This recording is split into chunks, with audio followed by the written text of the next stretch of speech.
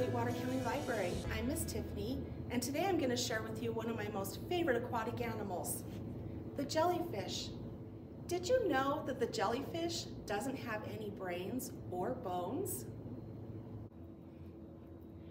Oceans alive, jellyfish.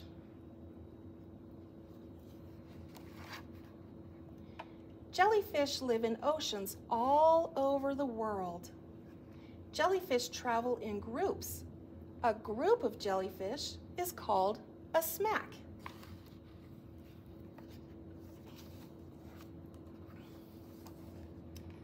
Some jellyfish live at the top of the ocean, and some jellyfish live deep in the ocean.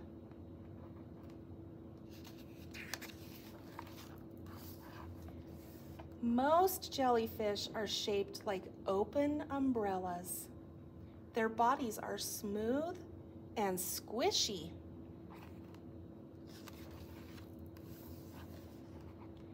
Jellyfish do not have eyes, a brain, a heart, or bones. A jellyfish's body is mostly water.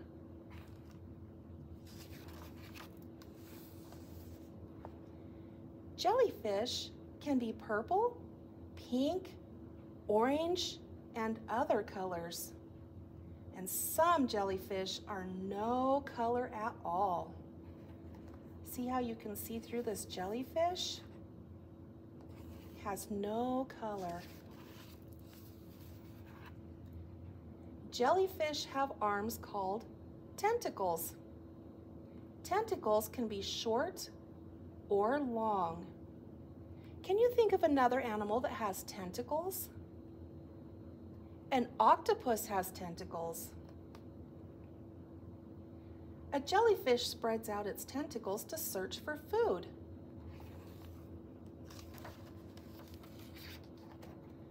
The tentacles have stinging cells that catch food. The jellyfish brings the food to its mouth. See how it caught this shrimp right here? And then it takes the shrimp straight into its mouth. Kind of like what we do with our hands. The mouth is a short tube that hangs down from the body. Most jellyfish also have curly feeding arms around the mouth.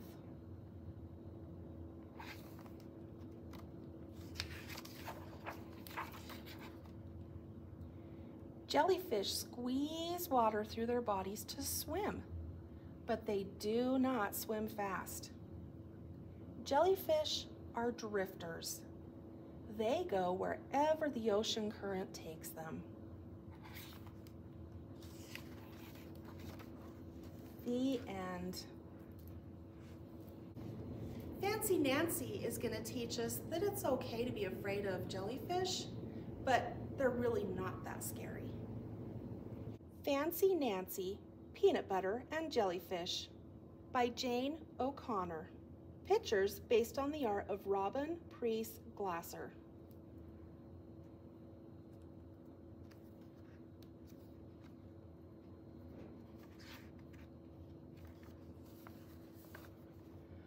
Ooh la la! Our class is at the aquarium. We will see amazing creatures that live in the sea. First, we have lunch in the cafeteria. I open my lunchbox. Inside is a peanut butter and jelly sandwich, celery sticks with peanut butter, and peanut butter cookies. The other day, my dad made peanut butter, I tell Clara and Bree. He made way too much. Pretty soon, I'm going to turn into a peanut.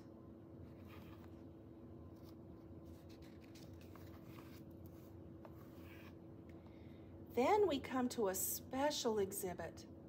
The sign in front says, "The Wonders of Jellyfish." I don't want to go in, I say. I detest jellyfish. Detest is fancy for hate. Once, at the ocean, I got stung by a jellyfish. Don't look at them, Bree tells me. Just shut your eyes and hold on to me.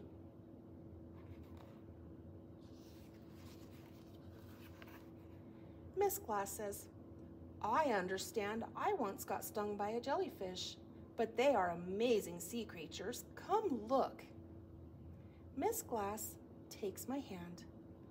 I cup my hand over my eyes, so I only have to look a little. We pass by a glass case of big, blobby brown jellyfish. Ew, revolting, I say. That means yucky and gross. But Miss Glass keeps insisting that jellyfish are amazing.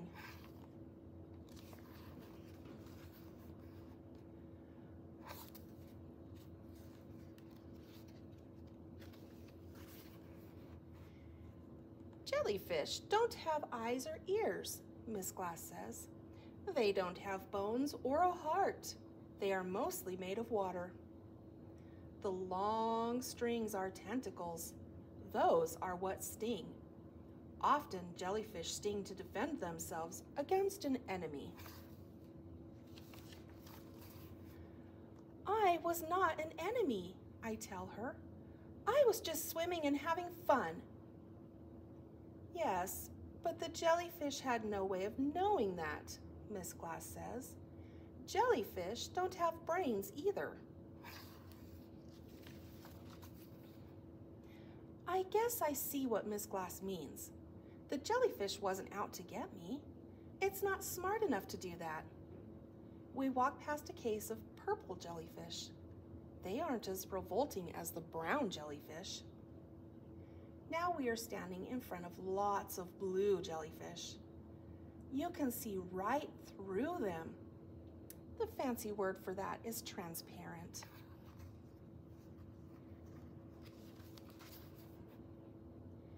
Then we go stand by another case.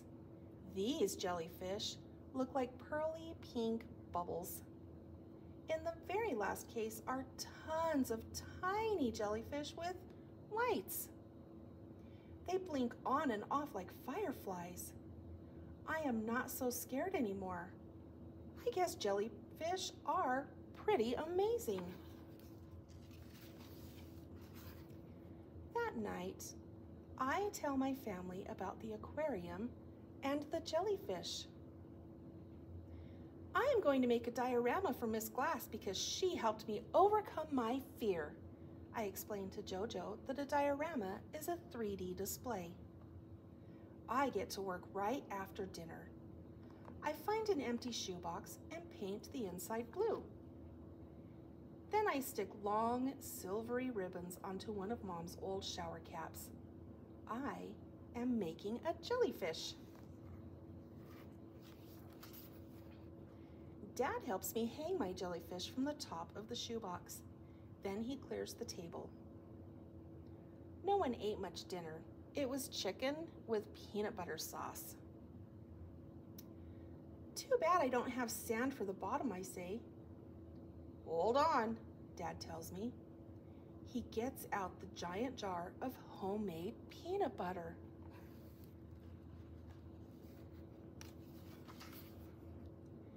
We spoon the last of the peanut butter onto the bottom of the shoebox until the jar is empty. It looks exactly like sand, I say. Well, maybe not exactly, but it's good enough. I stick seashells into the peanut butter sand. Voila! It looks spectacular. That's fancy for great.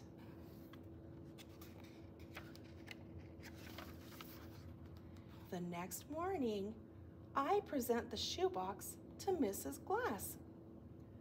Oh, a jellyfish diorama, she exclaims. Then I giggle and say, no, Miss Glass, it's a peanut butter and jellyfish diorama.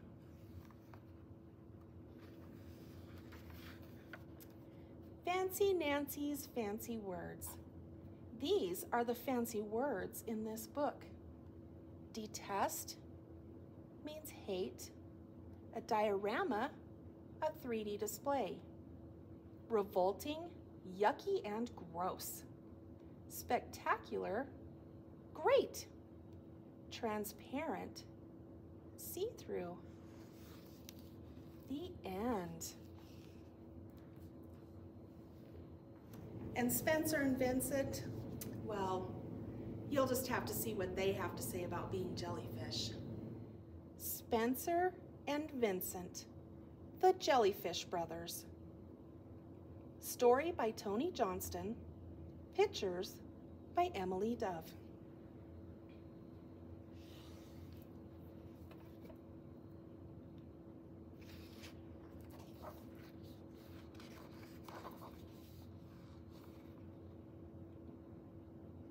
Spencer and Vincent were brothers. Spencer was a jellyfish. Vincent was also. They lived together in the sea, their wet and shining home. Their dear mother and father were gone, so they only had each other. Spencer and Vincent invented a little song, which went like this. My brother, he's sweet, not smelly. I love him from down in my jelly belly. They often regaled each other with this ditty as they blobbed along over the foaming ocean waves. Spencer and Vincent loved each other to the very core of their jelly, as only brothers can. One morning, at 8 to be precise, a storm brewed up from a far place, Patagonia perhaps. Clouds gloomed over the wet and shining sea. Waves bloomed up. Waves blammed down. And oh golly day, one wave of superior magnitude, that is really hugely enormous, swept Vincent away. Help, Spencer! Save me! Screeched Vincent in a frightened voice as the wave of superior magnitude swashed him into the distance. I'm coming, yelled Spencer. He tried bravely to speed his way to Vincent, but he was racing slowly, pathetically slowly. How fast can jellyfish speed? Spencer was, in essence, a floater, a bobber of seas, a blob, a lump. In normal times, he could pulse himself along to some degree, but not in these high seas. I know somebody of superior magnitude who can help, Spencer thought. So he blobbed up to that somebody. Horace, said Spencer in a most sympathetic way, please, oh please help me find my brother, swept away by a wave of superior magnitude. Horace, his friend the whale, said, okay, which way did he go? That way, Spencer pointed his many tentacles excitedly. Horace launched himself and plunged himself over the wild and salty sea. Ahead of him, he nudged Spencer, ever on the lookout for Vincent, his brother. Along the way, Spencer asked a mermaid he knew, have you seen my brother? Your brother who's sweet, not smelly? Yes, that brother. He was washed that way by a wave of superior magnitude, said the mermaid singingly. All scaly and shimmery, she pointed toward a distant island. Thanks, Spencer said, and he pulsed on, nudged by good Horace, the whale of superior magnitude. Have you seen my brother? Cried Spencer in desperation to anybody he came upon. A seahorse rose up from a forest of kelp. Have you seen my brother? Asked Spencer. Your brother who's sweet, not smelly? Yep, that brother. Yes, I saw him, the seahorse neighed. Unfurling his tail, he showed the way. Spencer blobbed on frantically. Have you seen my brother? Spencer kept calling through the limpid ocean water. A sea star called from an outcropping of rocks. "Your brother who's sweet, not smelly?" "Yes, that brother." "Yeah, I saw him." Then the sea star climbed up. "Where?" Spencer shouted as loud as a jellyfish possibly can. "There." The sea star waved an arm toward a beach.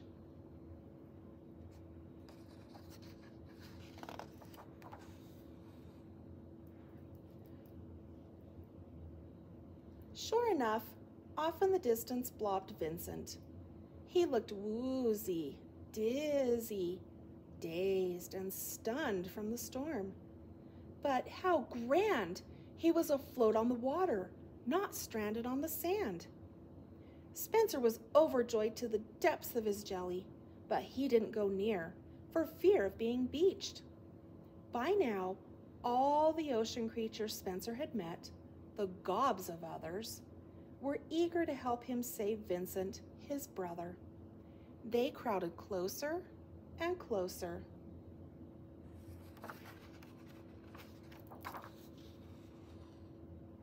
Suddenly, a passing pelican dove down. "Hold fast! I'll scoop him up," he declared. He swooped low, beak open to slurp Vincent. "Please don't!" Spencer shouted, concerned. The pelican might swallow Vincent. Of course, by accident.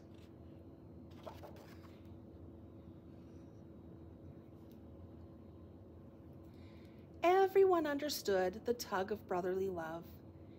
Even the plummeting pelican, in mid-dive, he swerved off to somewhere else. Haste was of the essence. "Stand back, friends! I'm rushing in," yelled Spencer, despite his fear of being washed up on the sand. He rushed as fast as a jellyfish can. Then he thought of a better plan. He remembered their song.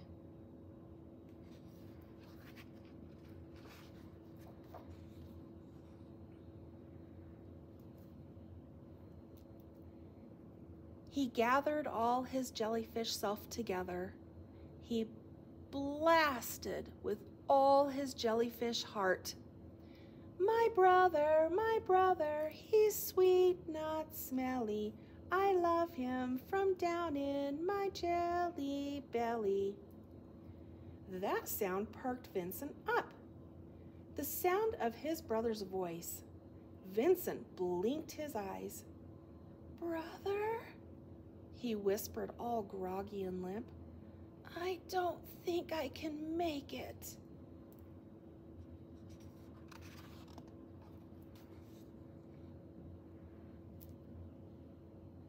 "Yes, you can," called Spencer inspirationally. As one, the gathered sea folk chorused, "Yes, you can." From Spencer's words, Vincent took heart. With his last spark of verve, he slurped himself feebly towards Spencer.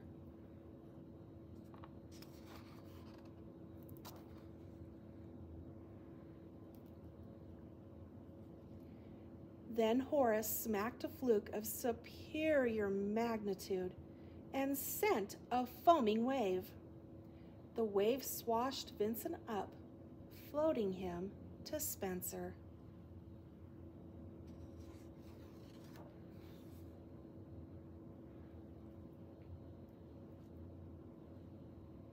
In a tenderness of tentacles, the brothers clasped each other, an embrace of superior magnitude. Then, nudged by the good whale Horace, they blobbed upon the foaming ocean waves, all the wet way home.